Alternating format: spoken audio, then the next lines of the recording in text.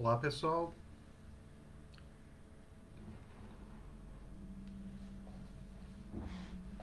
Em um minuto a gente já começa.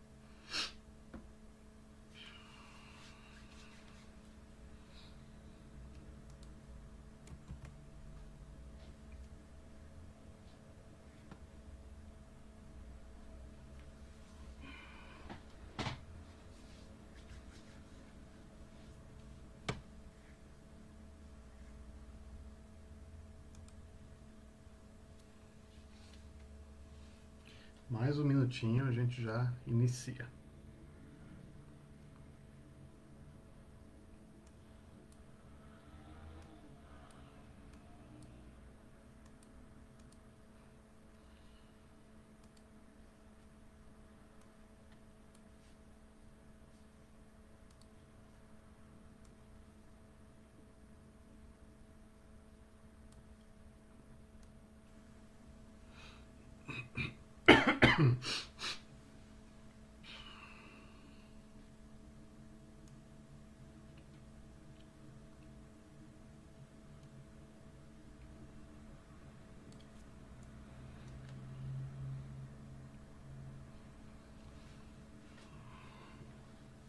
Então vamos lá, vamos iniciar a nossa live de hoje.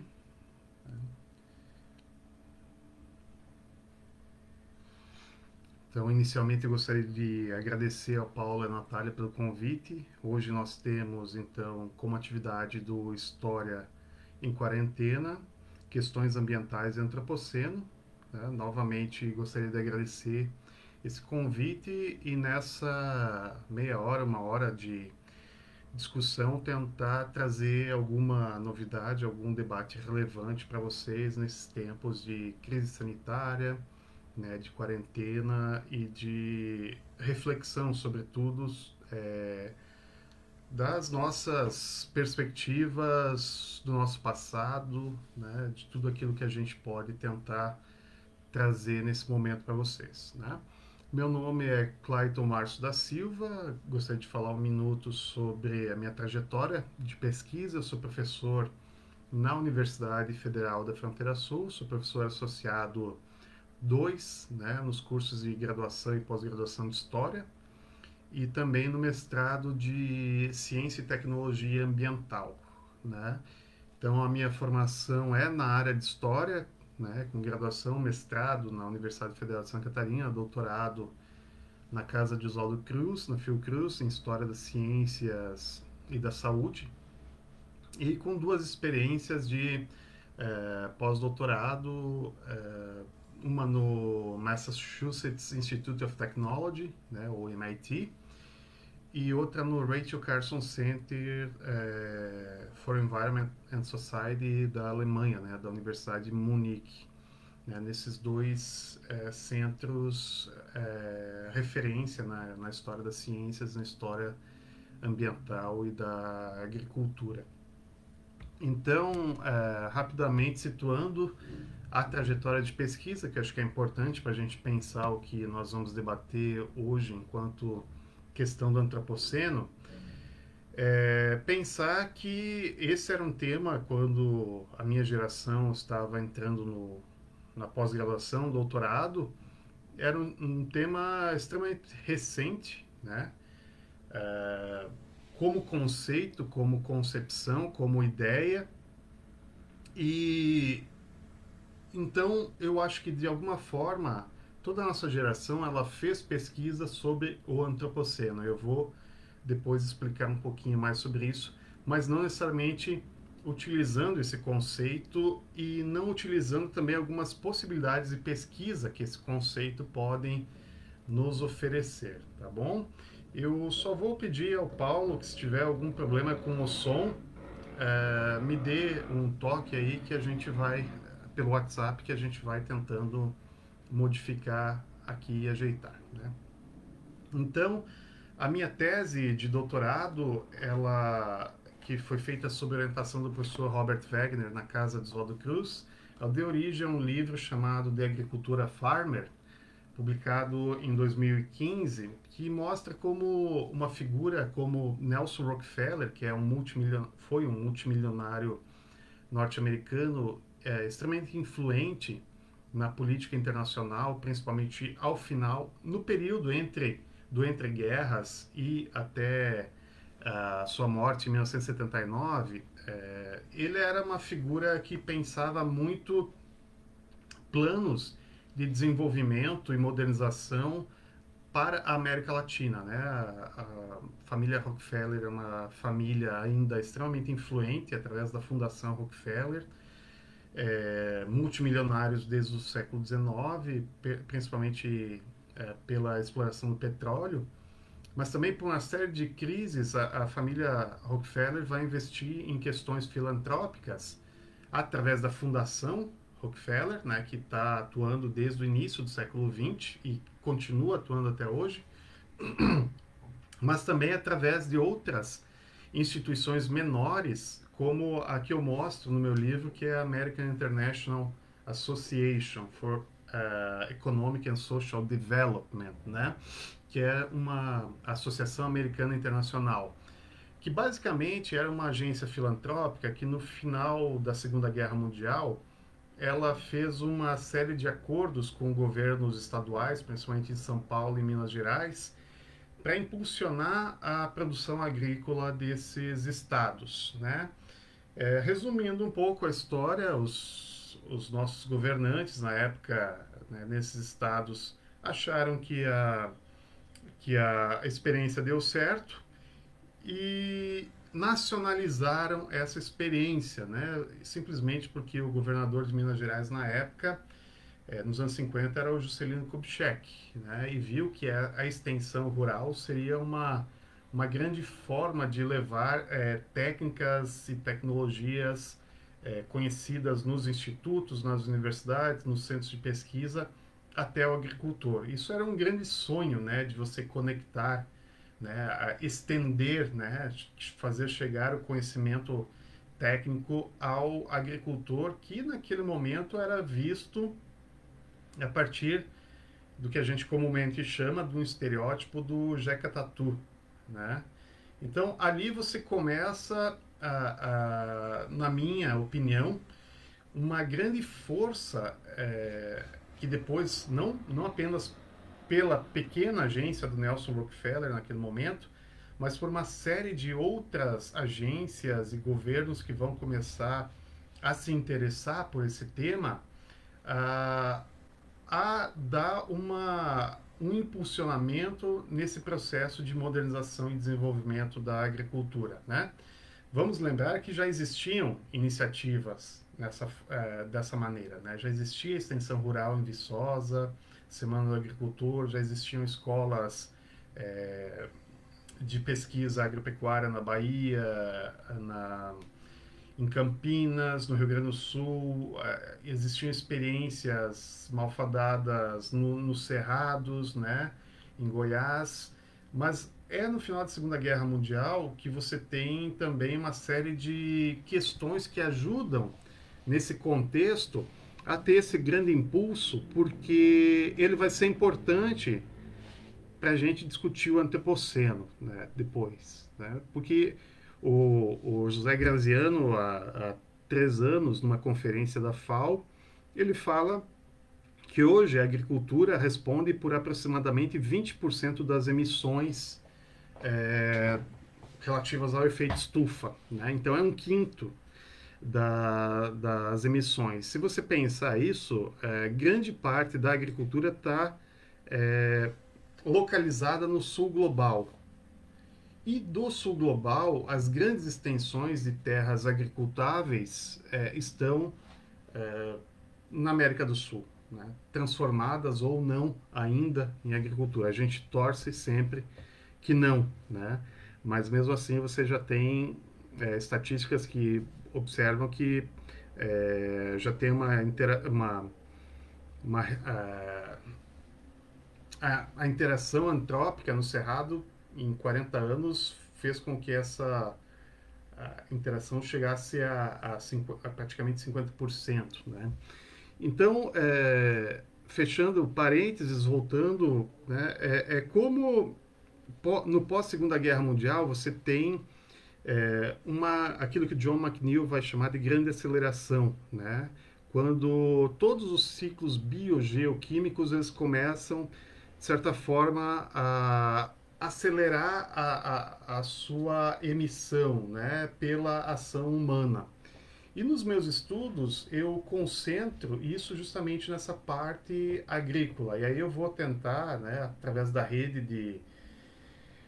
de contatos que a gente tem, de pesquisadores, instituições, pensar alguns conceitos que nos ajudem, né, a entender esse processo, né?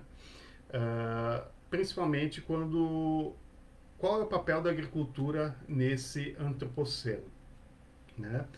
Então, aqui para falar um pouquinho do antropoceno, eu imagino que a partir da sugestão tanto da Natália quanto do Paulo, nós temos um público bastante diverso, né? Não apenas acadêmicos, mas também ativistas, pessoas interessadas em conhecer pela primeira vez, pessoas que conhecem já esse tema. Então, eu pensei em discutir 3 aspectos aqui do antropoceno que talvez possam ser mais interessantes para a gente iniciar um debate, né, na esteira do que foi discutido ontem com o Antoine e com as duas lideranças, tanto indígena quanto do MST. Foi uma bela live, né? E que eu acho fundamental a gente entender, primeiro, que o conceito de antropoceno, como ele é pensado a partir do ano 2000, ele coloca a espécie humana na centralidade, né, com uma força poderosa, geológica muito poderosa, né? Então a espécie humana existe há milhares de anos, no entanto, isso não é um consenso ainda, né? Você tem de alguns milênios ou séculos uma intensificação dos seres humanos enquanto uma força geológica poderosa, né? Então é uma força que nos faz pensar mais nas transformações no planeta do que nas permanências. Ela é uma transformação de longa ou de longuíssima duração, né? Nós, principalmente depois eu vou falar um pouco dos historiadores, nós historiadores, principalmente brasileiros, estamos acostumados a uma cronologia, a uma periodização um pouco, ou na verdade muito menor, né? A gente pensa em décadas, né? Períodos políticos como ditadura militar. Se você for colocar isso na escala de tempo do antropoceno, isso representa apenas uma fração de segundo, né, desse grande tempo geológico das transformações. E aí que entra justamente o conceito do McNeill e do Engelke de grande aceleração, porque embora exista essa grande escala de tempo da ação humana, de alguma forma produz eventos que incidem na história do planeta, né? São os últimos 75 anos que produzem a radicalidade desse movimento, né?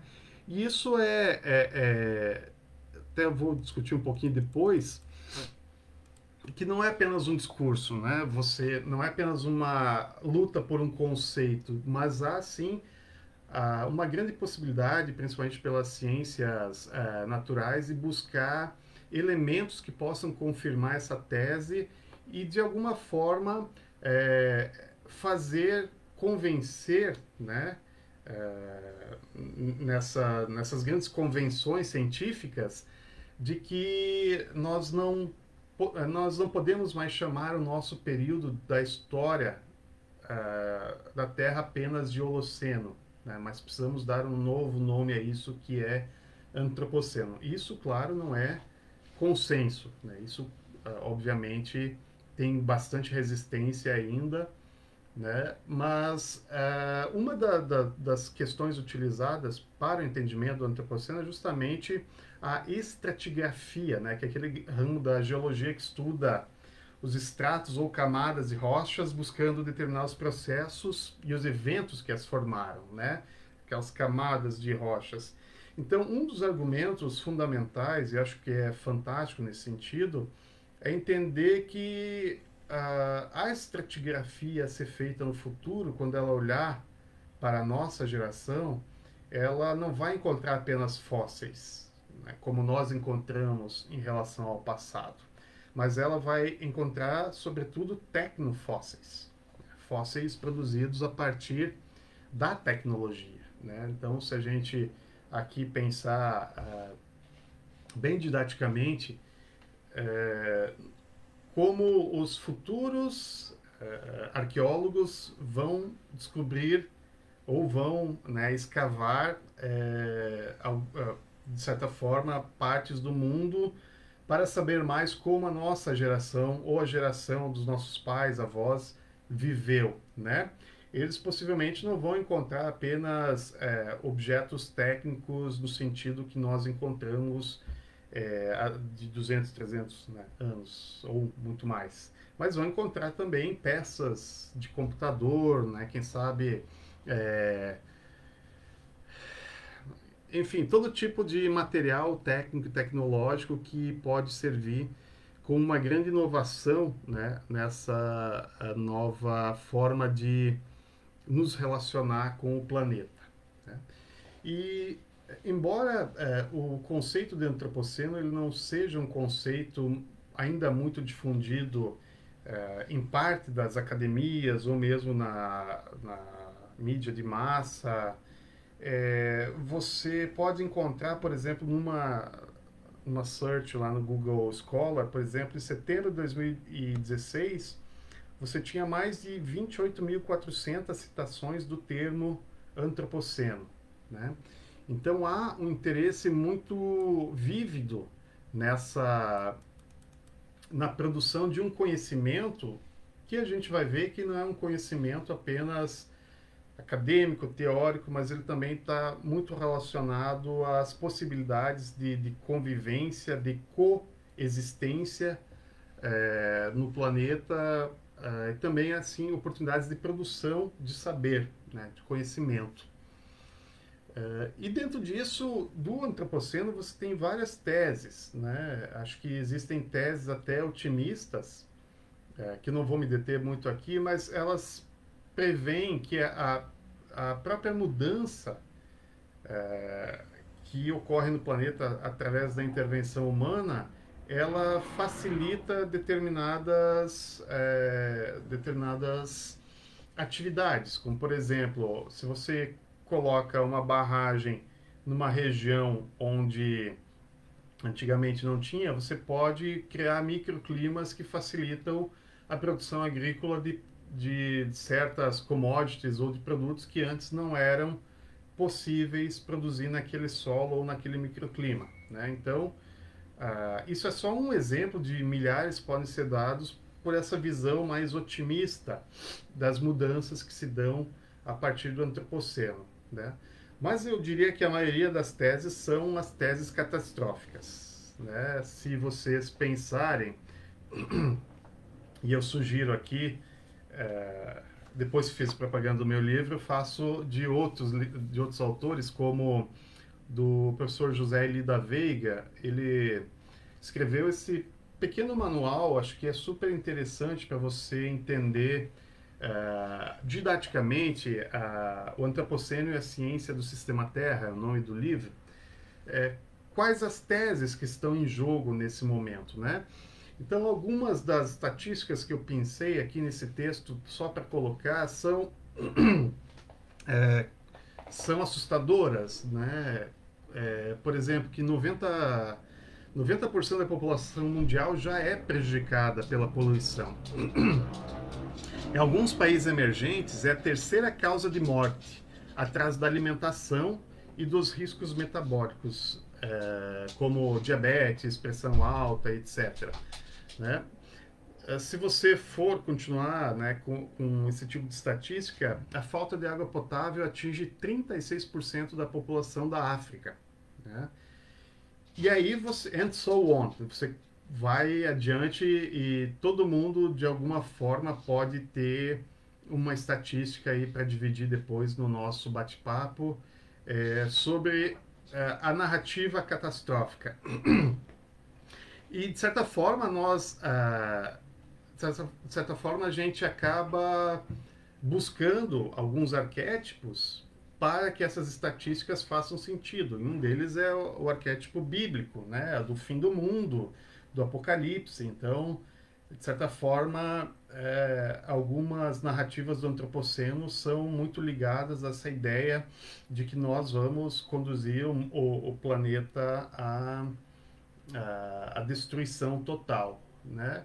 Mas eu lembro de uma fala do professor José Augusto Pádua, aqui na AMPU de 2016, em Chapecó. Ele fala, baseado, né, em outros cientistas, de que o planeta vai sobreviver. Quem não vai sobreviver é a humanidade, né? Porque existe também uma certa força nesse planeta que nos faz pensar que o problema, né, nós não vamos destruir o mundo, né? Nós estamos, de alguma forma, destruindo aquilo que a gente convencionou chamar de humanidade, né? Então, uma das saídas para pensar e repensar essas teses acho que é muito, a gente pode fazer até uma analogia sobre a nossa crise sanitária atual, né? Eu acho que nós não podemos, no Brasil hoje, né, qualquer um de nós entende que o discurso médico, que é o discurso da prevenção, o discurso de que fique em casa, né, use máscara, não tenha contato, ele é um discurso rígido e que não permite uma flexibilidade. Né? Quando você flexibiliza isso, você abre para uma série de outras interpretações que levam o que a gente está vendo hoje, um aumento dos contágios, né, dessa interação, que leva a mais leitos de UTI, etc. Né? Então, acho que o Jean-Pierre Dupuis, ele coloca que, num livro chamado O Tempo das Catástrofes, quando o impossível é uma certeza, ele vai rejeitar essa ideia do futuro apocalíptico, mas que nós devemos, assim como o discurso médico, levar em conta os cenários piores mais a sério. Né? Nós não temos como pensar que está tudo bem, né? E devemos também entender que a ciência ela não é um conhecimento absoluto, mas ela também nos serve como uma projeção. Né? E aí entra, dentro dessa projeção, nós vamos arriscar a nossa convivência, né? Nós vamos arriscar a morte de milhares de pessoas, ou nós vamos recuar e tentar levar esse discurso como se um apocalipse fosse acontecer, né? Talvez talvez essa seja uma das teses que eu mais me identifique, né? Então, o Antropoceno ele é um grande evento, né? Segundo tanto as ciências naturais quanto as ciências humanas e sociais. É um grande evento, mas ele também é, um segundo aspecto que eu gostaria de um grande aspecto que eu queria mencionar, ele é também uma disputa científica, né? Ele pode ser um conceito geológico ou cultural, né? Ou ambos, como diz o historiador alemão Helmut Trichler. É um conceito introduzido pelo Paul Crutzen em 2000, mas o próprio Eugene Stormer já utilizava isso anteriormente, né? Então eles se juntaram e começaram a difundir esse exemplo, né? Como uma alternativa, como eu falei anteriormente, ao próprio Holoceno, que é um conceito do século XIX. Né? Então hoje você tem na disputa sobre essas abordagens, sobre esses conceitos, uma grande difusão na antropologia, na teologia, na geografia, na paleografia, desculpe, enquanto você tem também historiadores, artistas, né, na literatura, você encontra no Spotify, você encontra podcasts, né, sobre o tema. Então você tem uma grande efervescência desse debate e isso coloca, como eu falei, em disputa os conceitos, né? Numa tentativa de abordagem a partir de uma tendência mais das ciências naturais, outra das grandes correntes historiográficas, antropológicas, sociológicas, econômicas dos séculos XIX e XX, né? E tentativas de revisão desses conceitos, né? Então, você tem nisso não existe um consenso quando o antropoceno inicia, né? Se a gente pensar alguns historiadores ou mesmo cientistas das ciências duras, eles colocam que das chamadas ciências duras, né? O pessoal não gosta muito desse conceito. Colocam que foi a Revolução Industrial, né? Mas genealogicamente tem historiadores, tem cientistas sociais que vão jogando essa questão de tempo mais para trás, né? A chegada nas Américas dos portugueses e espanhóis. Então você não que isso reflete na derrubada de milhares de hectares de floresta, né? E a emissão de CO2. Então eu já ouvi algumas discussões de que a própria Europa a medieval já tem uma transformação significativa que já poderia ser um marco de nascença do antropoceno, né, nesse sentido.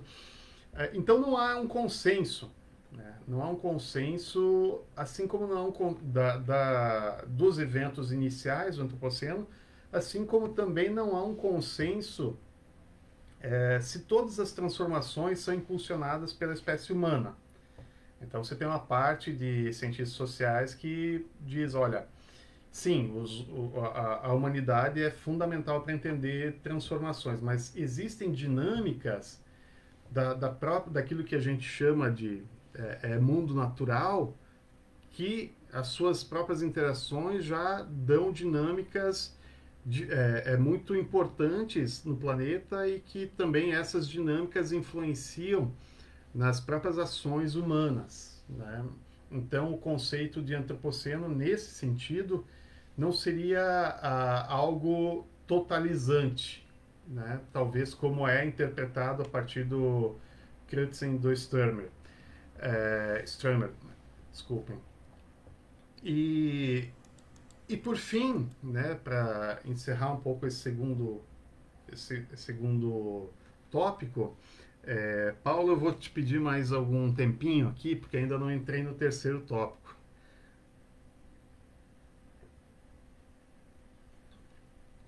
Né?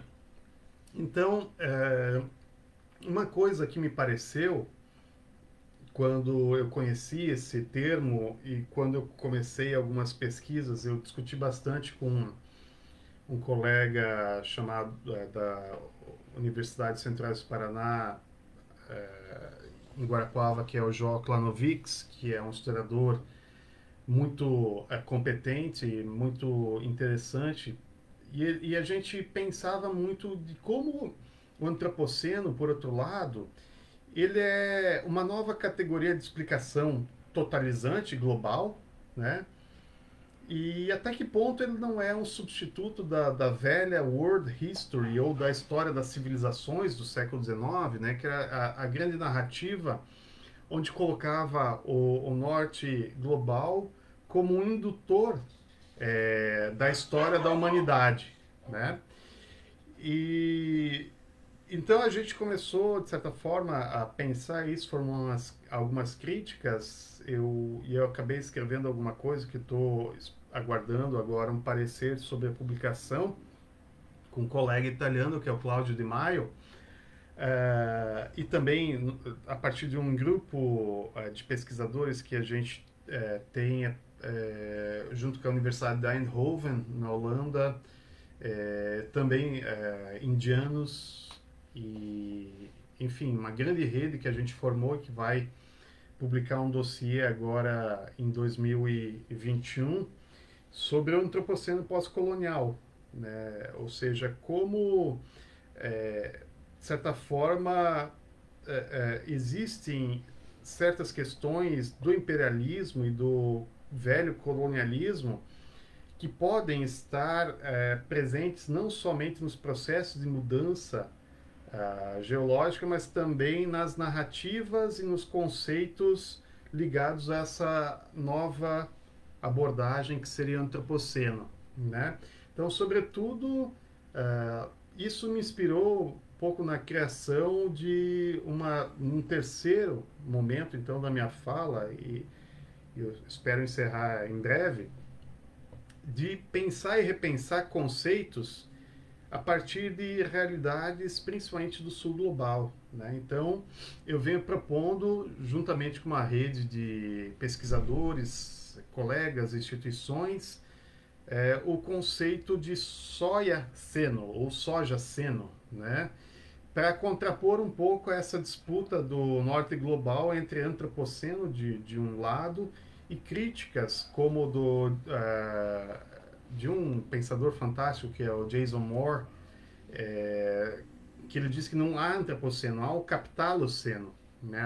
A era do capital, que é onde existem as maiores transformações no planeta, né? São guiadas pelo capital. Ao mesmo tempo tem o quase impronunciável, né? O Tchulioceno da Donna Haraway e outros conceitos que estão em disputa, né? E que a gente pensa que ao invés de seguir somente essa disputa, a gente tem que pensar e repensar como o Sul global, como a América do Sul, como o Brasil, né, que a gente vê essas especificidades em momentos, por exemplo, dessa crise sanitária, dessa pandemia, né, de que a gente tem uma lógica estruturante ou de improvisação diferente, né?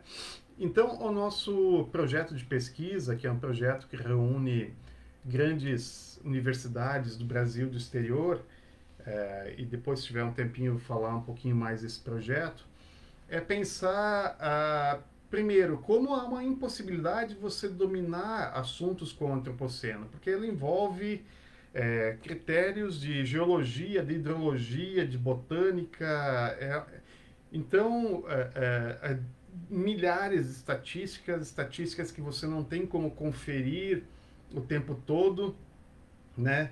E nós, como historiadores, devemos pensar, a partir da teoria da história também, de como certas figuras como a Hayden White nos mostrou em determinado momento que mesmo a estatística ela é uma narrativa, ela é algo que pretende configurar uma certa noção, né, de começo, meio e fim e proposição, né, através da semântica de uma determinada ideia, né, e de um determinado poder, né?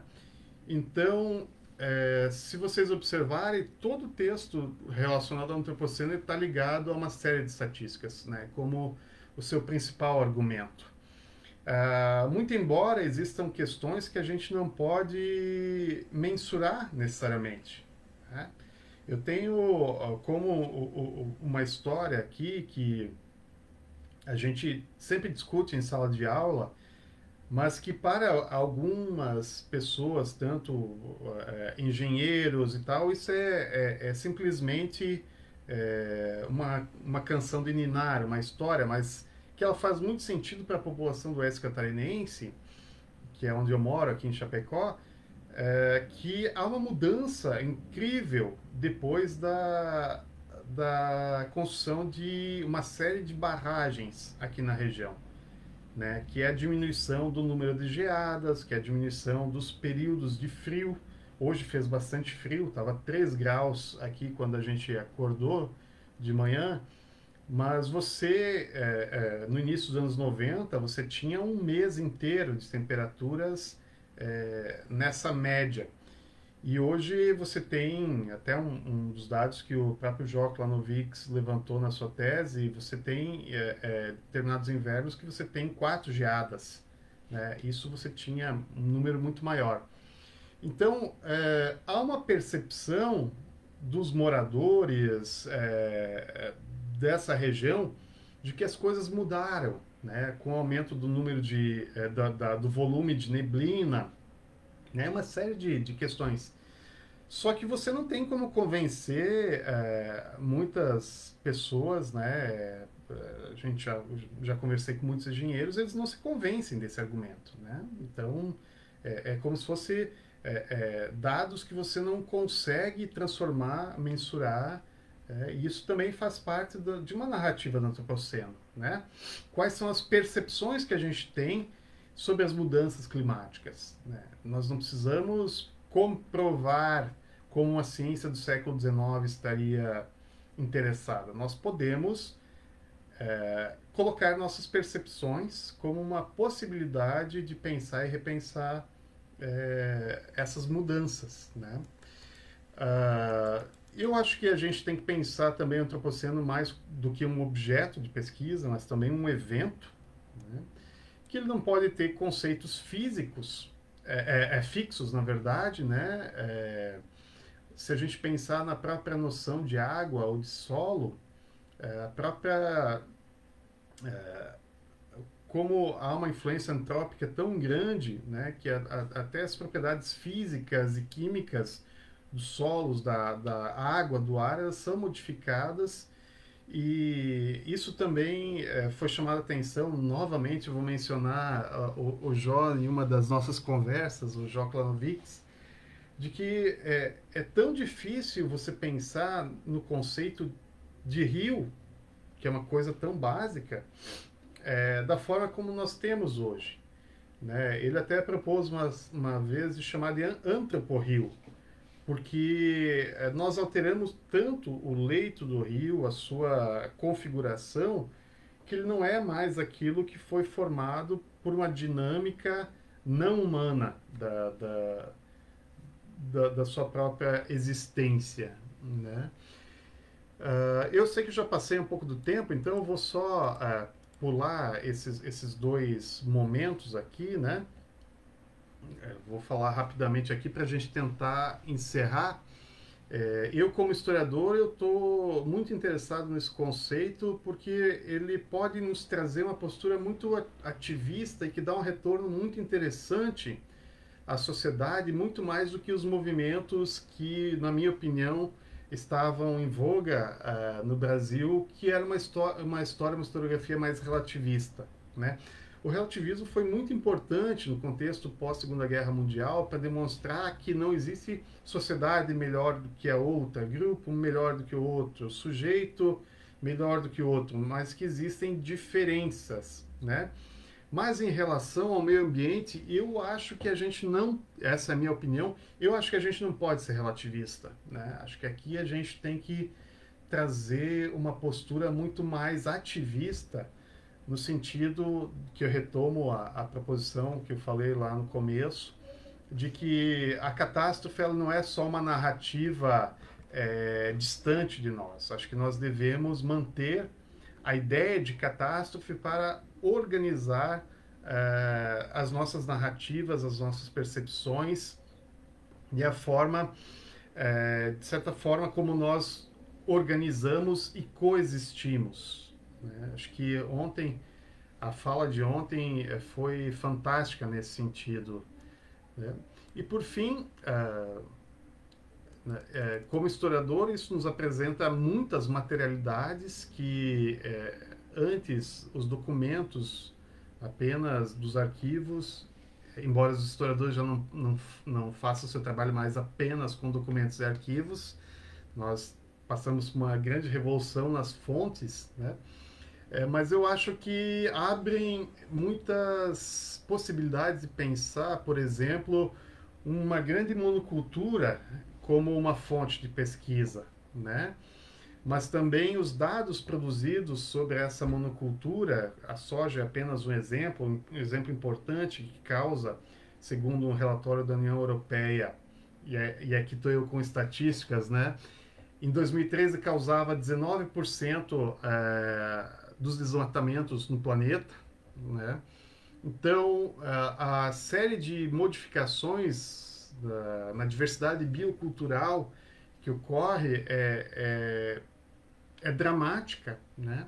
E que nos abre muitas possibilidades de pensar novos dados e novas narrativas, né? Hoje a narrativa da soja é progresso, desenvolvimento econômico, mercado internacional, commodity, mas ela também já foi e pode vir a ser declincionista, né? Declínio, pobreza, perda, né? Ou pode coexistir essas narrativas diferentes e formular outras, né? Então, por fim, eu acho que eu me coloco, então, Paulo, à disposição, né? Falar um pouco mais, explorar aqui as questões. Desculpe que eu estendi um pouco o, o tempo, né? Mas são tantas coisas para falar e eu só gostaria de encerrar dizendo, além de agradecer a oportunidade, mencionar para vocês de que hoje eu faço parte do laboratório de História Ambiental da UFFS chamado Fronteiras. Nós temos uma página, fronteiras. Ai, eu sempre esqueço, depois eu deixo no chat. E também a gente está associado a muitas instituições nesses projetos, tanto na UFFS quanto fora dela, né? Eu tenho colegas aqui muito importantes que fazem as pesquisas conosco, professor Samira Moreto, professor Marlon Brant, professor Jason Lina, professor José Carlos Radim, professor Antônio Andrioli, professor Geraldo Seni Coelho e muitos outros, né? Também das nossas redes, como o já mencionado João Lanovics, Marcos Gerhard, os professores João Klug e Eunice Nodari, da UFSC, professor Sandro Dutra, além do José Augusto Pádua, já mencionado, né, os nossos colegas da Fiocruz, meu colega Rômulo de Paulo Andrade, que é um negacionista do conceito de grande aceleração, e enfim, estou aí para contribuir e agradecer por esse momento. Muito obrigado.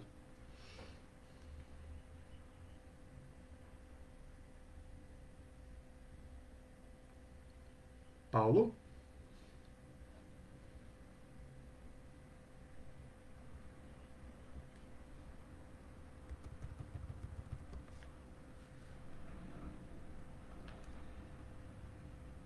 Já podem fazer suas perguntas que eu responderei, né?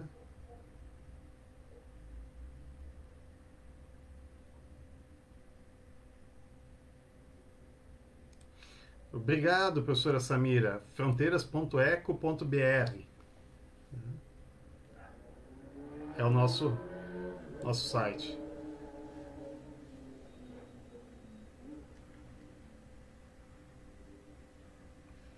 Ótimo. Se nós não temos, por enquanto, questões específicas, Paulo, eu posso fazer mais alguns comentários?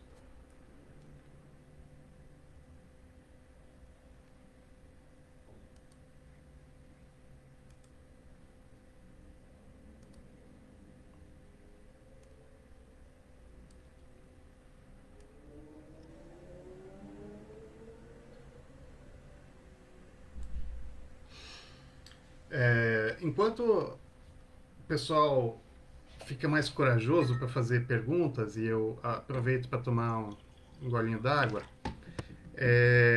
eu queria, embora eu discuti um pouquinho como a narrativa é importante, né, para a gente pensar o antropoceno, e também a gente deve, de certa maneira, questionar essas narrativas, eu vou apresentar algumas coisas para a gente entender como o argumento pautado em narrativa, muitas vezes, ele é muito sólido e ele nos gera uma determinada ideia que pode ser bastante catastrófica.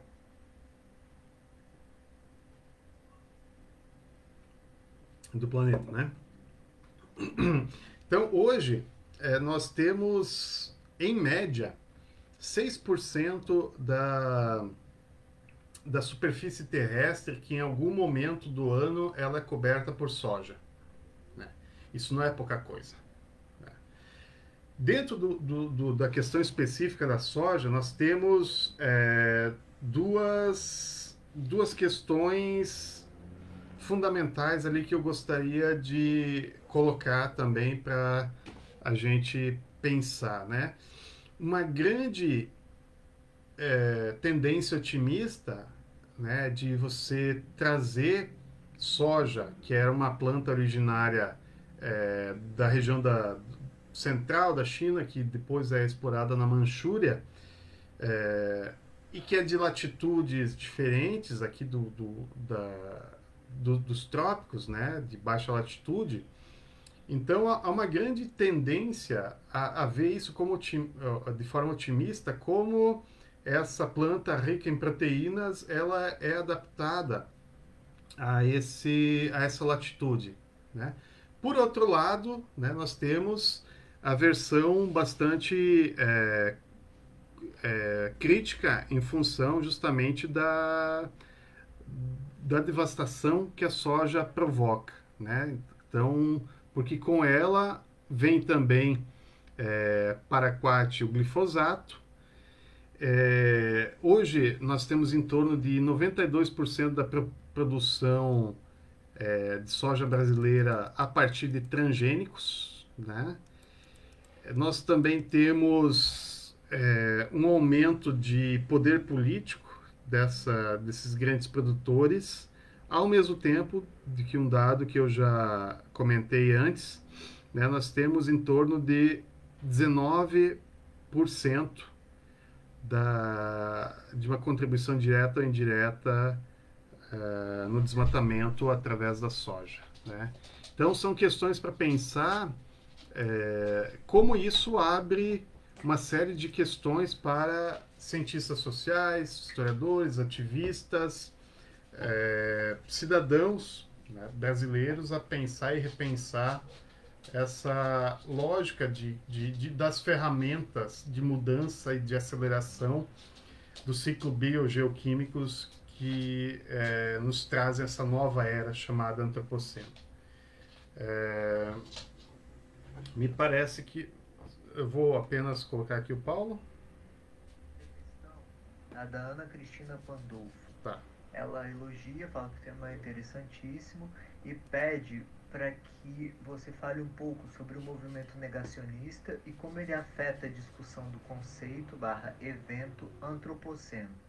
Está colocado numa disputa ideológica também? Samira pergunta: conheço o teu trabalho, mas gostaria que você contasse um pouco mais do diálogo entre história ambiental e história das ciências e estudos do antropoceno. Tá, ok. Então nós temos duas questões. A primeira é da Ana Pandolfi, nossa aluna aqui da pós-graduação. Obrigado, Ana. Ela pergunta como... Deixa eu ver aqui, eu posso ler, né? Como o movimento negacionista e como ele afeta a discussão entre conceito e evento antropoceno.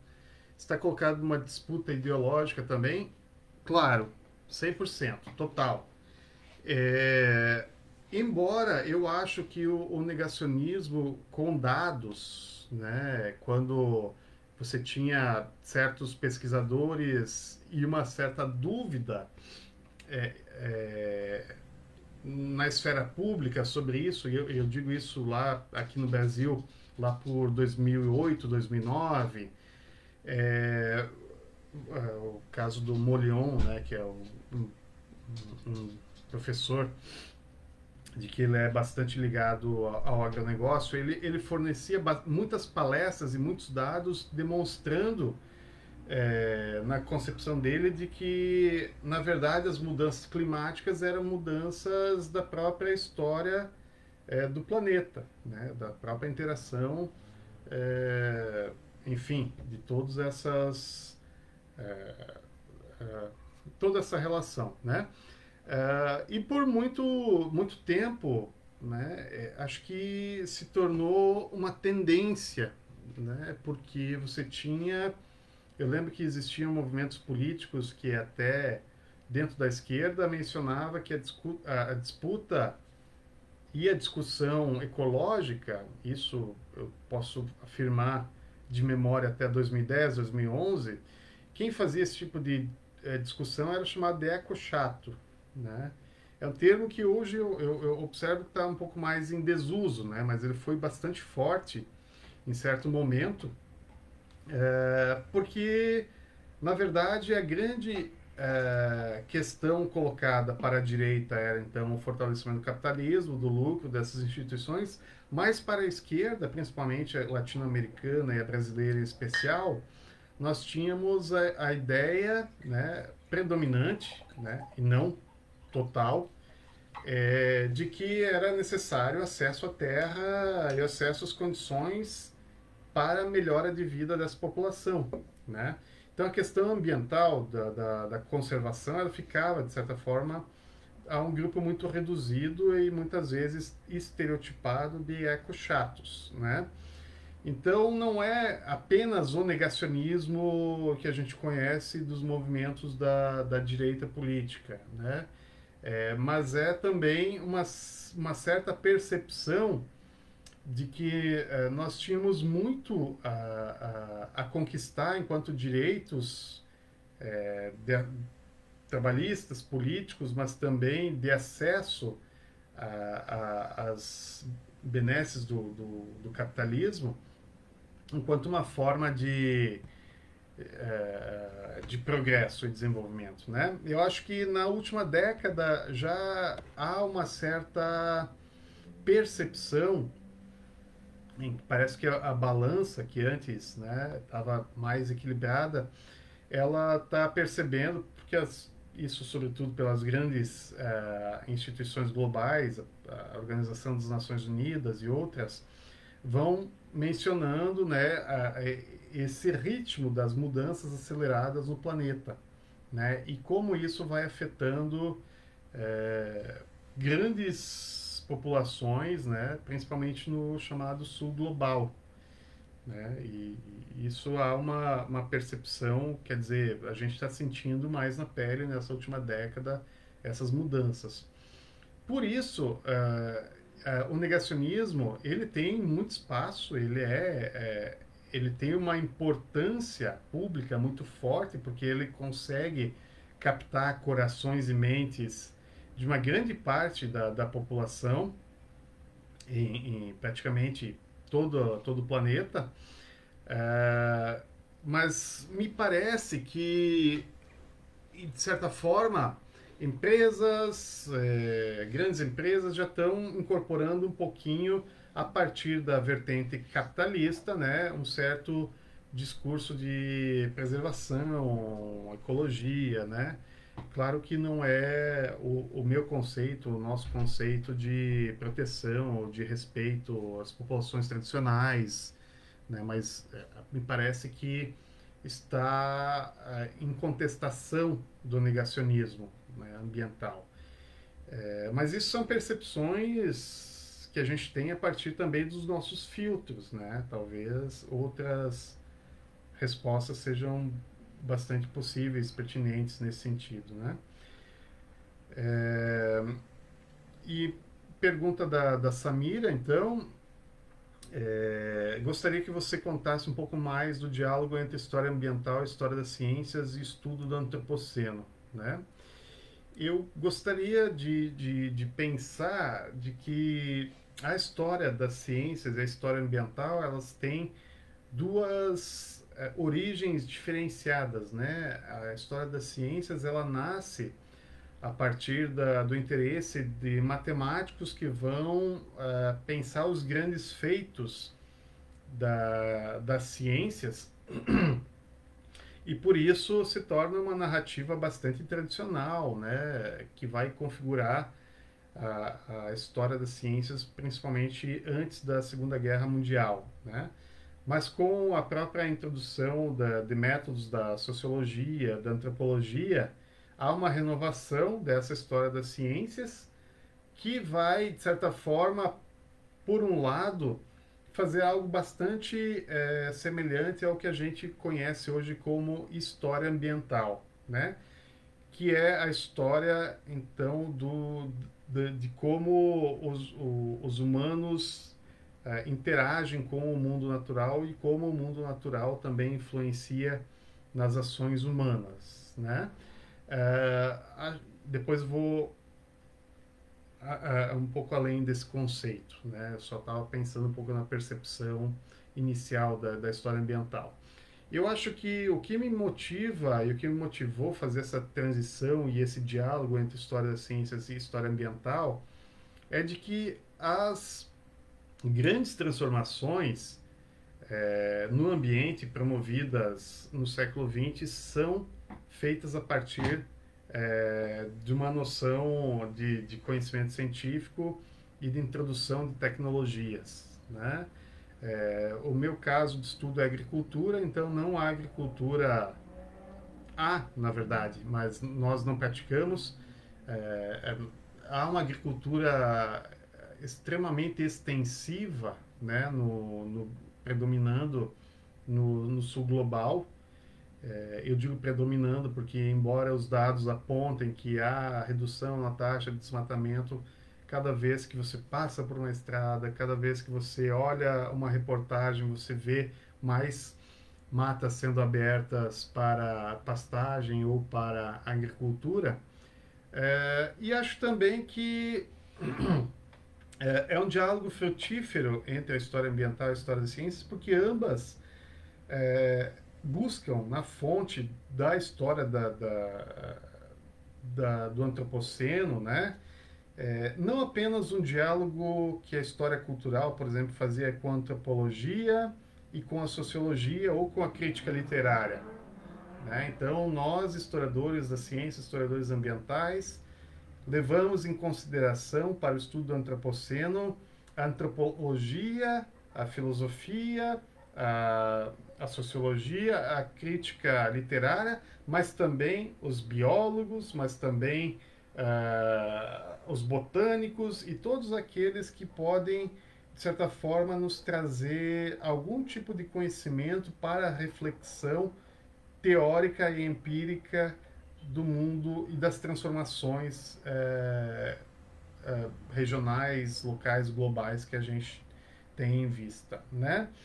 Então, eu acho que esse é o grande avanço, e acho que nesse sentido a história ambiental, os estudos ambientais, né, eles acabam sendo mais radicais do que a história das ciências nesse sentido,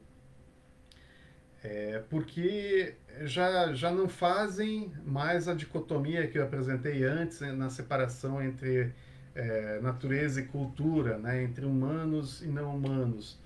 Mas hoje é uma tendência muito legal e muito interessante nos estudos ambientais, e a história ambiental acaba, de alguma forma, trazendo isso também, de que o estudo dos não humanos é tão relevante, tão interessante e traz grandes lições, tanto quanto o estudo das sociedades humanas, né? Então, nesse sentido, pensar o antropoceno a partir da história ambiental e da história das ciências é ter essa carga intertransdisciplinar, né? Trazer novas contribuições teórico-metodológicas para o estudo da história, né? Eu sempre lembro de uma lição, e acho que isso, né, é legal da história ambiental, a gente pode falar que a gente tem lições da história, né? Enquanto outras áreas da historiografia têm negado bastante isso. O Donald Worster, ele coloca, né, de que uma das suas lições é justamente que a história ambiental não é pensar apenas uma história de humanos e não humanos, né, do mundo das transformações do mundo natural. Mas ele coloca que é de alguma forma repensar a história e a historiografia, né? Numa entrevista que eu fiz e foi publicada pelo nosso site, eu e o Cláudio fizemos a entrevista com ele e falou, olha, o que eu queria nos anos 60 e 70 era levar a minha turma para ambientes fora do convívio escolar, né, fora da universidade, ir para a beira do mar ou um bosque e pensar a história nesse ambiente, né? Então, essa é uma das questões super legais que é interessante de pensar ambiente, história, como também uma renovação da própria historiografia, né? Acho que nós que estamos ligados à história ambiental, a gente não está pensando apenas como um nicho histórico, a gente está pensando numa nova forma de fazer história. Tá legal, Paulo? É isso? Falamos bastante?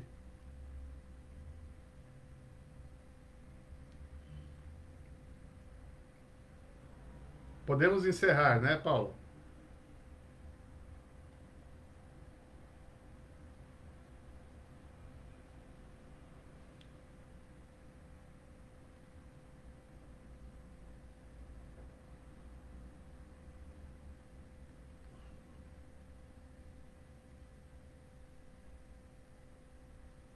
Obrigado.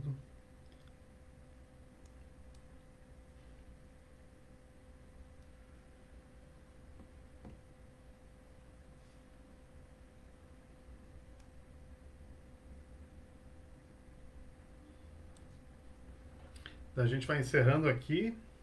Agradeço a todos pela participação.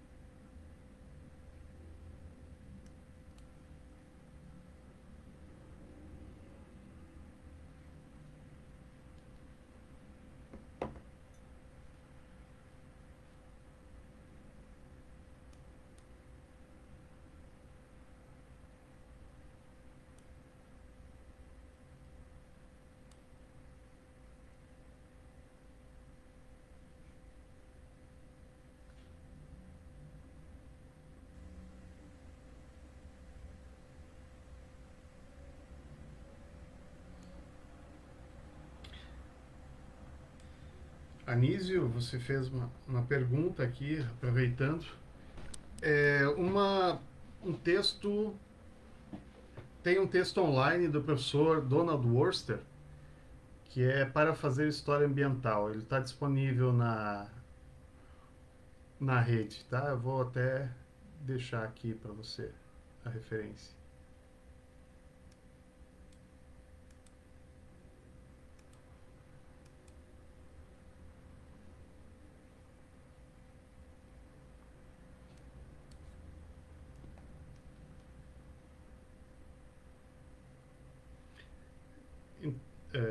Paulo, então eu só clico em encerrar vídeo, é isso?